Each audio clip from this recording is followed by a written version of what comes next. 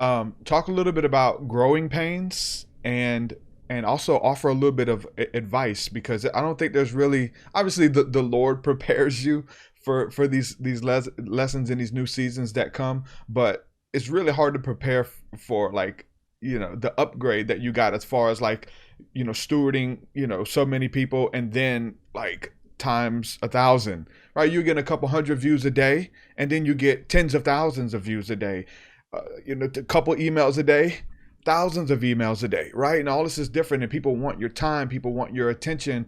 Growing pains, and how much of yourself do you give? Do you answer? Do you reply to every email? Obviously, you couldn't reply to every email. Like, how do you steward your time and the growing pains to encourage people to, like, hey, you got to prepare yourself for this stuff, because it doesn't come naturally, right? No, and it was like you said, it was an overnight thing to learn to handle this. I just had one personal assistant, right? And I noticed with my growth, the Lord has actually brought the right people around me to help handle. So it's just naturally, Yeah. organically, the right gifts are coming in. Like after the emails come, I would answer them. My wife was answering them. Maria was answering them, and we just couldn't answer as many anymore. It was impossible. I mean, the demand is incredible. And so I took on the session stuff too, trying to give people a way to have access to me too. But I also, when you have this extreme growth, you got to put a value on yourself.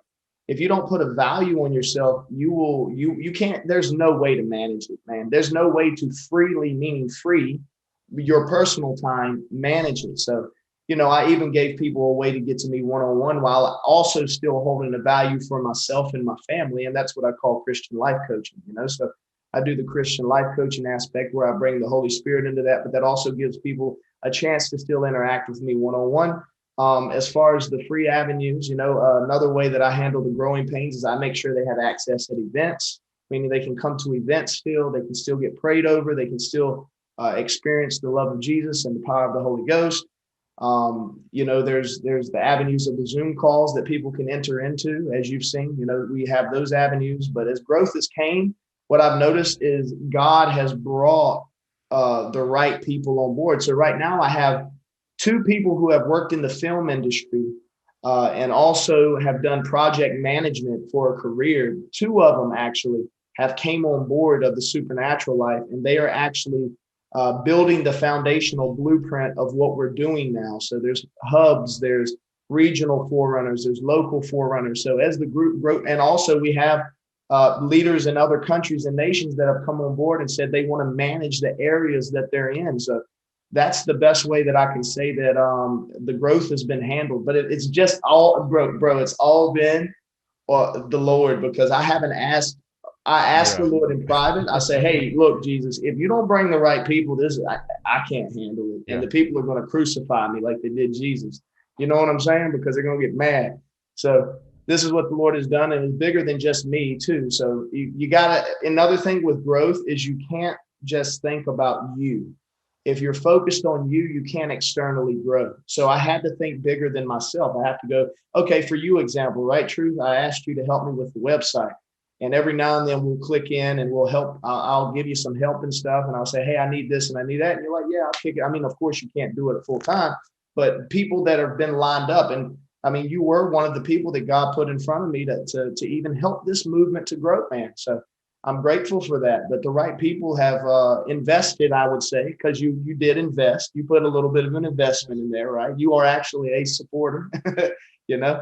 So, and I'm a supporter right back to you and your Yeah. ministry, you and your ministry. So we just flow Yeah. back and forth on this thing. Yeah. But it's just been, God just organically bringing the people in at the right time. And when I say He brought people, truth, I mean He brought big people, man. He didn't bring little low key.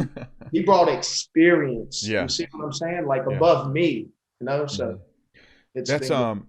so you also have people around you who do or want to do the same thing that you do. So let's talk about that too, because, like, what I'm hearing you say is that you picked a team, and for some reason I'm immediately getting a picture of Jesus going out and getting the 12 disciples. Listen, I need Andrew, I need Peter, not you today. Later, you're coming later. I need you today, right? You're like assembling this team. I feel like God has assembled this team around you, to help you in areas that you aren't so great in, or that would, for you, your time, it would kind of be a waste of time for you to be answering emails or developing website code and apps and all that kind of stuff, where you can just reach out to me or somebody else to do that. So now you have a team around you, and God has picked that team, and it's been amazing. So that's one thing you would say with growth too, is find the right people that are good at what you suck at, or what you can outsource to somebody. I would say, the Christian way to put it, don't say suck, say outsource. Because you're No, good at it. right, Like, you bro. probably Hey, could build a dope website, but it's not where you need to be spending your time right now. yeah, no, you're right. Suck at. You're right.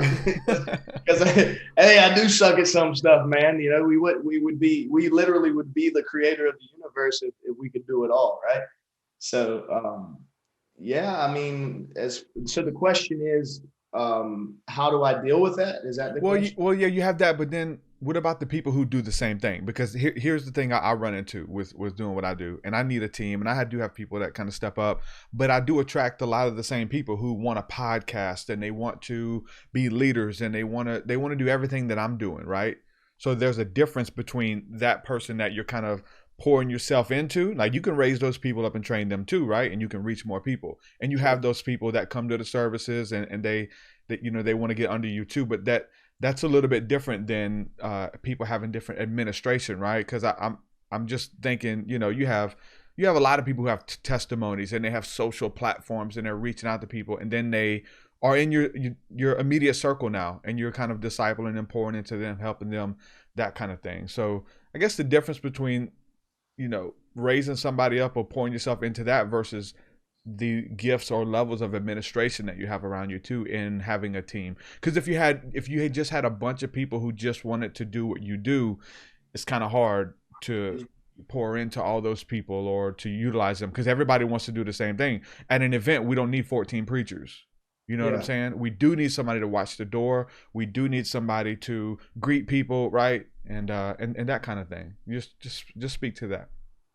Yeah, I mean, there is a definite difference in, per se, training somebody like yourself, discipling them per se, versus somebody coming in that is already loaded. I do understand that what you're saying, like Jesus going out and saying, "Hey, Peter." Well, what did he choose Peter for? Peter already was a fisherman. Peter was already equipped with the ability to know what to do to get certain numbers of fish, know where to go, know who to speak, knew how to throw the net and stuff like that, knew how the waters were moving, where the warmth was, and all this. So I think Jesus, when he per se picked Peter, he knew that Peter was going to bring that aspect of fishing into the kingdom towards mankind, and I think that's where his spiritual gifts shifted. So, and then Matthew the tax collector. I mean, he probably brought a great level of administration to what Jesus was doing as he was walking and stuff. There. So I believe that when God is choosing people, or when I'm seeing people, it is a big help to have people that are already well equipped and to see that. But see, you have to see that by the Spirit, and you have to be able to choose it, because you can't just choose anybody.